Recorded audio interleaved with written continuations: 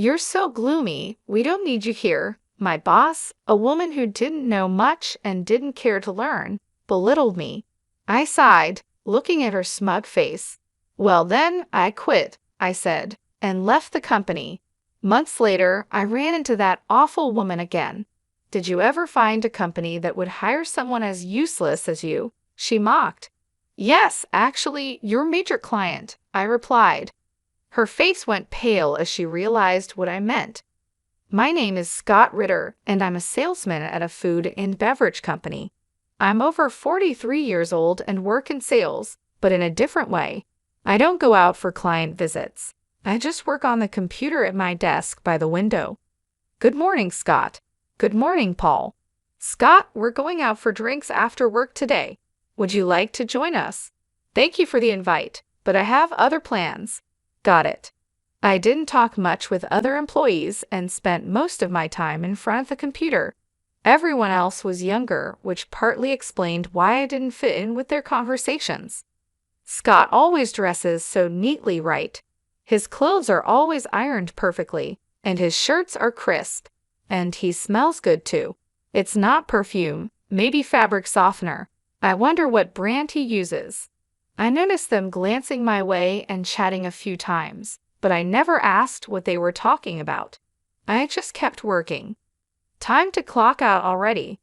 Good work today. Yes, good work today. Scott always leaves right on time, so we know when it's time to go.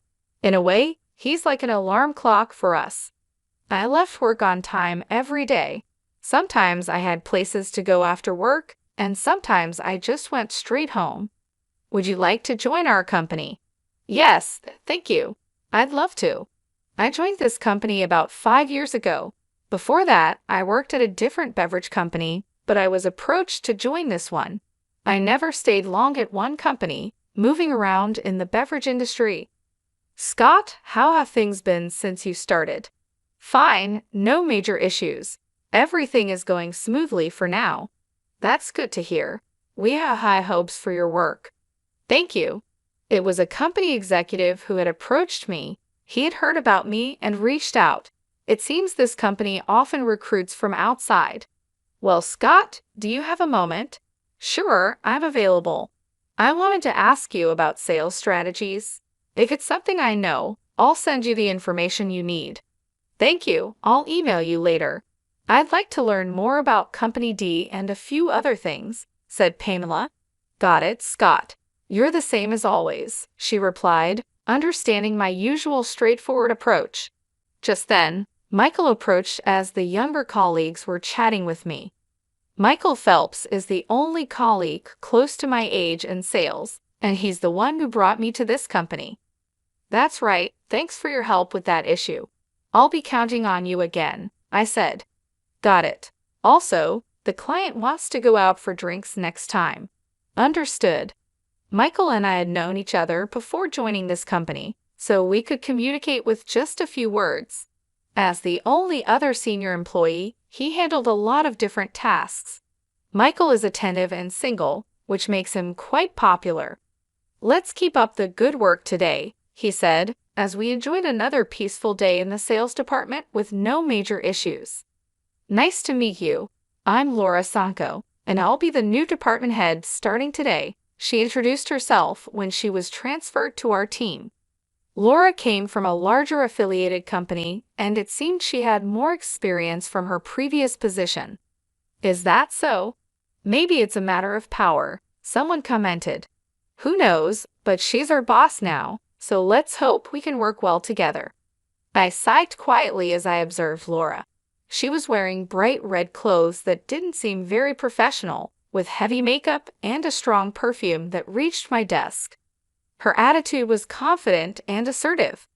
Listen to what I say. I'm in a higher position than you, she said, making her authority clear. The thought of her being the boss made me uneasy. Hey, who prepared this document? She asked. Yes, that was me. Read this document, and the client you're handling will now be my responsibility.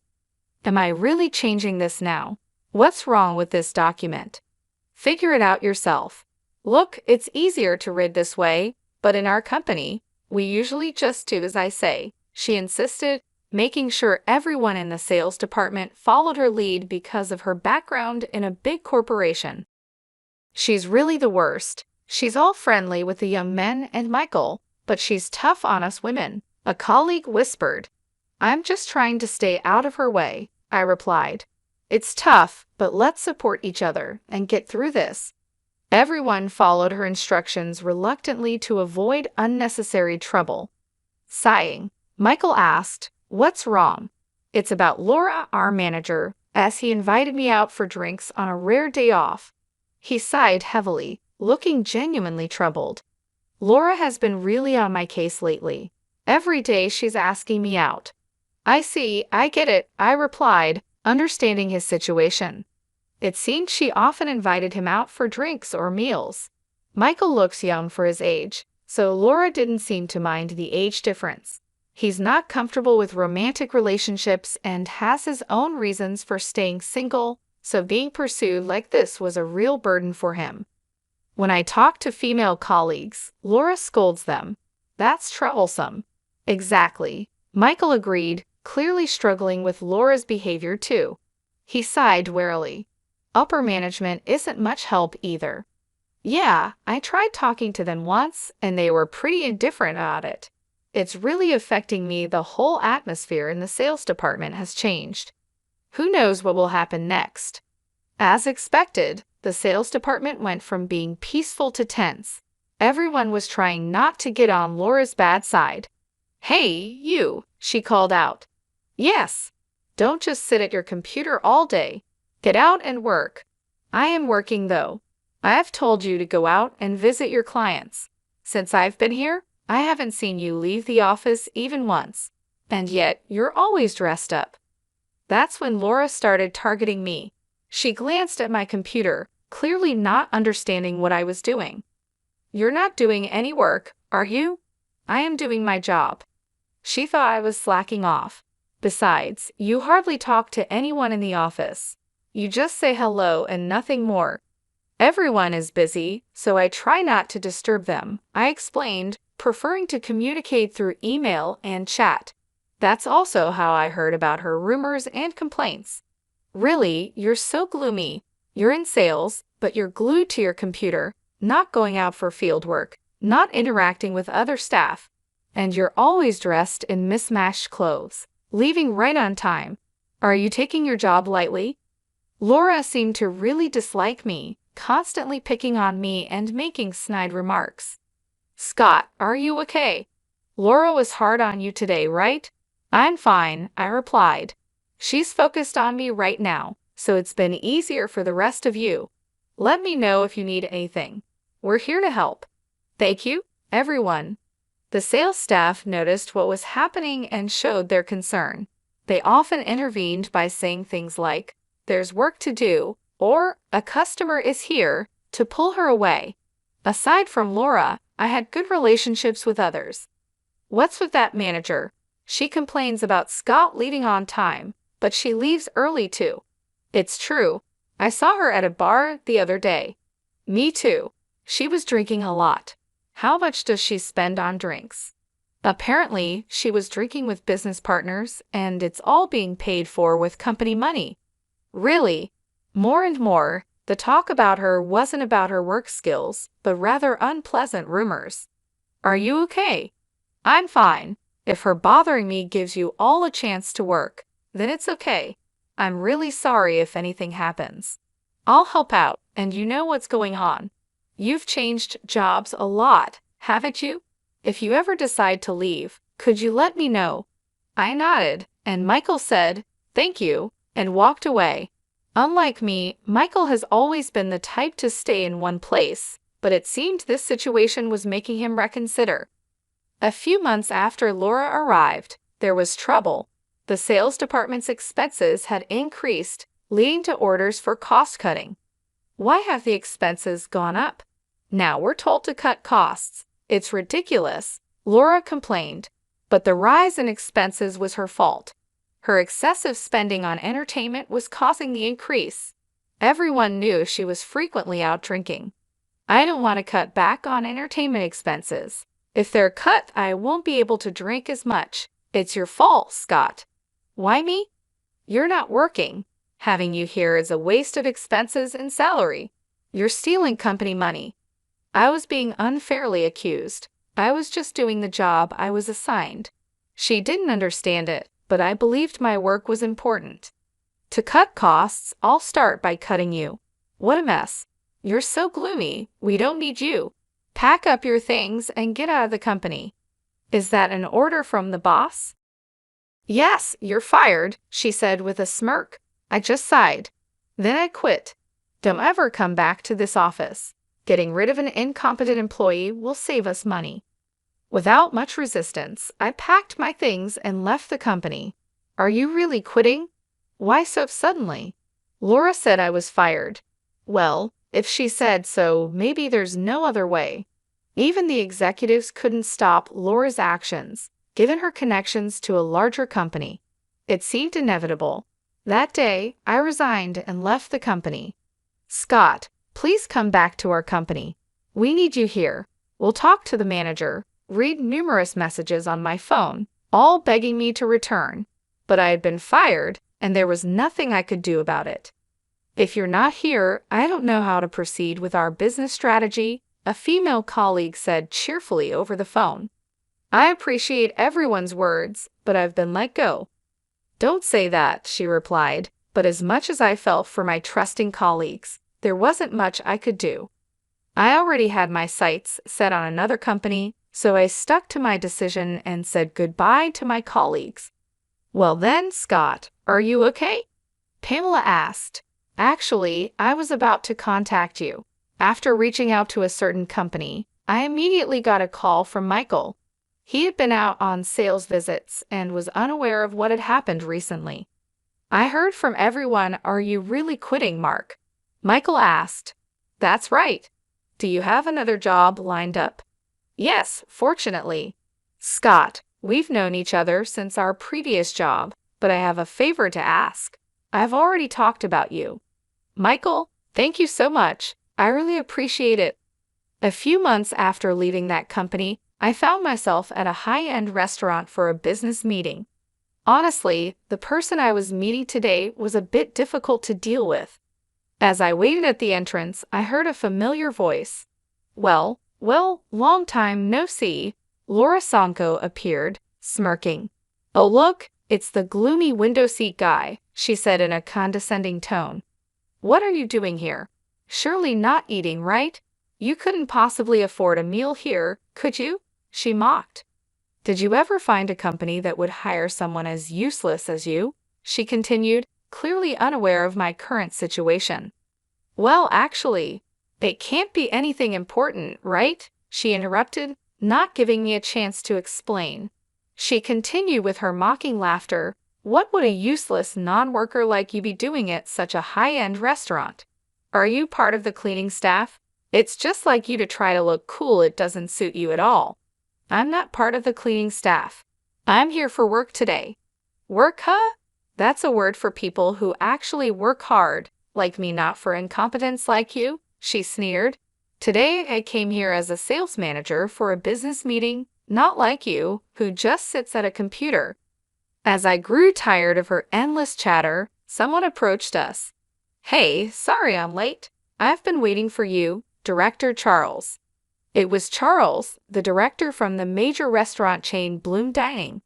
I shook hands with Charles, and Laura suddenly bowed her head. Director Charles, thank you very much for your valuable time today. Seeing that it was Director Charles, Laura quickly started to butter him up, showing just how important this business meeting was for her company. Hi, Laura. Looking forward to working together. But really, if both of you had arrived earlier, you could have waited inside, Charles said to me with a friendly smile. Laura looked confused. What? Scott is involved in this business, she muttered under her breath, clearly shocked. Shall we go inside, then? Charles suggested. Yes, let's, Laura replied, still trying to process what was happening. Prompted by Charles, we proceeded into the restaurant and were guided to a private room. What's going on here? Laura whispered to me, still confused. Don't rush, you'll understand soon, I whispered back, making sure Charles didn't hear. Once inside the private room and after the attendant had left, I prepared my business card. It was time to clear up the confusion. Here is my business card, I said, handing it to Laura. What? Really? Laura's eyes widened as she looked at the card. It read, Scott Murphy, head of Bloom Dining Food Research Department. You asked earlier if there was a place that would hire me. Well, I was picked up by your major client, I said with a smile. Laura's face turned increasingly pale.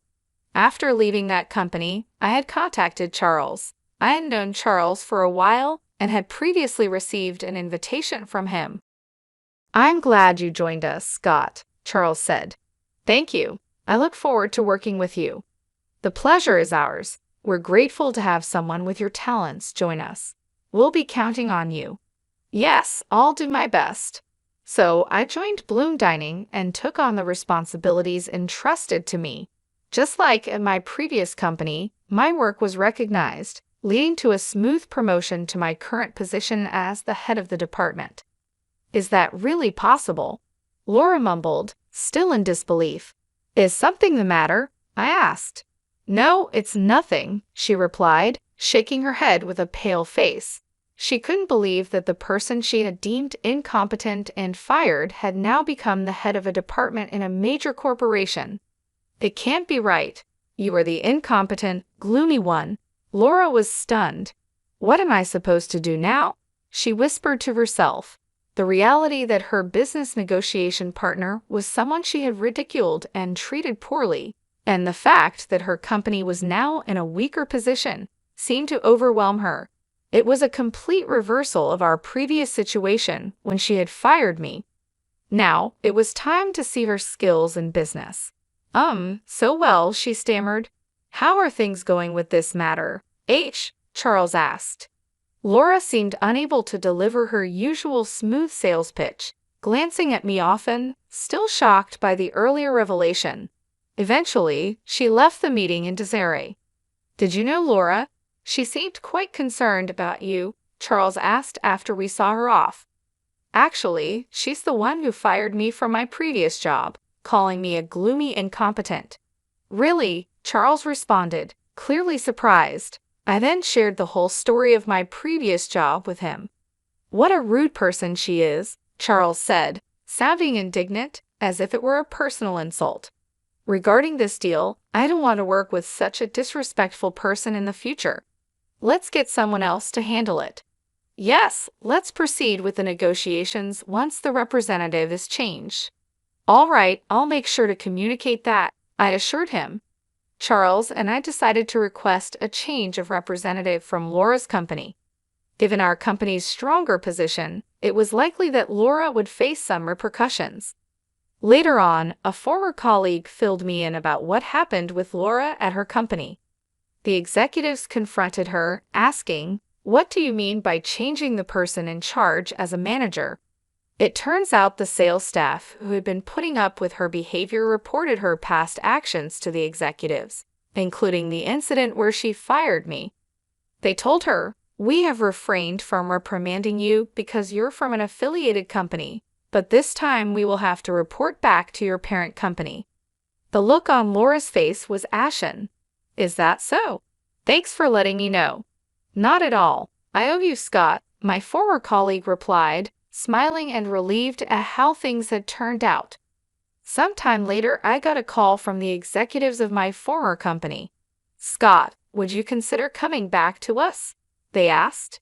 Apparently, they were rethinking my employment. After I left, the work I did in the sales department was reevaluated, and there was a noticeable decline in the department's performance, prompting an investigation. I had been researching long-term business strategies for clients, staying up to date with recent trends and explaining these in a clear way to the sales team. I also advised on sales strategies, which is why I was always at my computer. Besides that, I was checking the financial status of all our business partners and managing the accounts receivable to make sure they didn't become bad debts. I would meet with representatives from current and potential clients to gather information, often over drinks. I was uncovering hidden needs in other companies and providing feedback to the sales team. That's why I dressed well after work, which made transitioning to major corporations easier. You really did significant work. You're in demand everywhere, aren't you? Not really, but I do get to see various companies because of it. How about this? We can offer you more than double your previous salary. Double my previous salary would be a substantial amount, but I said, I'm sorry, I can't trust a company that tolerated her behavior to such an extent, and I'm happy with my current job. With that, I ignored their plea to reconsider and declined the offer to return. I heard our manager came for negotiations for us. Charles is our director now. Oh, my apologies. Michael was the first to approach me with this news. When I was fired, Michael decided to switch to Bloom Dining and joined the sales team after me. He had been with the previous company for many years, but had enough of dealing with Laura. He thought about moving to another company like I did. My firing was the trigger for him to join Bloom Dining. Interestingly, Charles, after hearing from me, was ready to hire Michael on the spot, but the dedicated Michael went through a formal interview to join our team. Originally a talented salesman, Michael now excels at Bloom Dining too. Scott, please listen. Calm down, Helen, I said. Helen, a female employee from my former department who cried when she learned I had left, still seemed to admire me. I've been assigned the research tasks you used to handle. Can you teach me? Really? Taking over the tasks from a company I left is, please, I really want to improve our sales. Despite my hesitation, I was moved by Helen's eagerness and decided to teach her. So this is how it works. Yes, that's how it works. Our relationship resembled that of a teacher and student due to the age difference. We're really like teacher and student. Yes, it would be something like this if I had a student. Thank you, Professor. Teach me too, Professor. Please don't call me that, Brian. When we met occasionally for lessons, another former colleague, Brian, wanted to join, eager to learn my sales techniques. I thought, with these two, that company will be okay. I was relieved to see them positively trying to learn, just like before. They could form a great team, much like Michael and I did in the past. As for Laura, she ended up returning to her original company as a regular employee. However, her lavish lifestyle and love for drinking couldn't be supported by her regular salary, so she secretly started working at nightclubs. But moonlighting was against her company's rules, and once they found out, she was fired.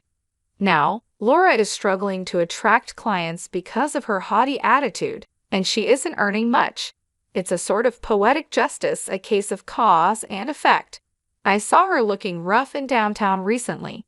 She caused a lot of trouble for others, so now it's her turn to face difficulties. Laura, who once fired me, now faces her own set of hardships. She wouldn't have thought this would happen back then.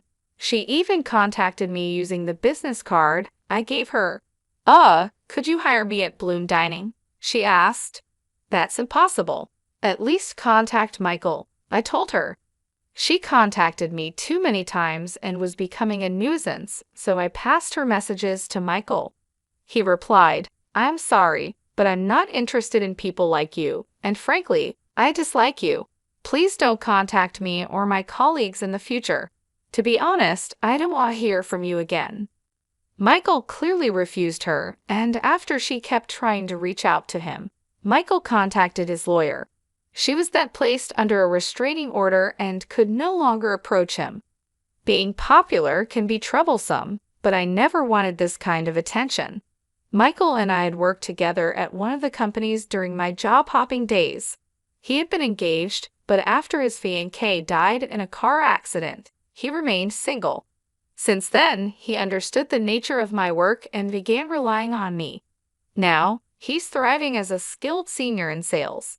Meanwhile, I'm grateful to be using my skills at Bloom Dining, where I conduct research with a more generous budget than before. Thanks to my efforts, Bloom Dining's default rate decreased significantly, and we were able to understand our clients' needs in more detail, leading to increased contract rates. It was definitely the right decision to bring you on board. You've made a significant difference, Charles said. I'm glad to be of service to the company. Everyone praises you. They said contracts became much easier to secure because you identify the needs so precisely. That's good to hear. I just did what I could. I'm really glad I joined this company. Meanwhile, back at my former company, I heard that Helen had taken over my research tasks and was doing a great job. Brian informed me her research skills are second only to yours, Scott. Is that so? She did learn quickly. When I was teaching her, I thought, I can't let her outdo me. Brian chuckled, feeling motivated by the competition. It seems they've become good motivators for each other, and their research efforts have helped stabilize the sales department. Helen is like Scott's student. Her methods are just like yours. And you, Michael, you've been teaching Brian, right? That's true. While I was teaching Helen, Michael also gave advice to Brian whenever he could. Looks like it's time for a generational shift. Maybe, but since we're at different companies, we'll stay rivals for a while longer. Indeed, we can't afford to lose. Flashy jobs are easily noticed from the outside, but the supportive roles behind the scenes are just as important for a company's growth. While some in sales secure contracts, it's the administrative staff who provide crucial support. Cleaners keep the office and common areas tidy, contributing to the overall function. An organization can grow because it has employees fulfilling various roles. It's often unclear who is doing what and how they contribute to the work.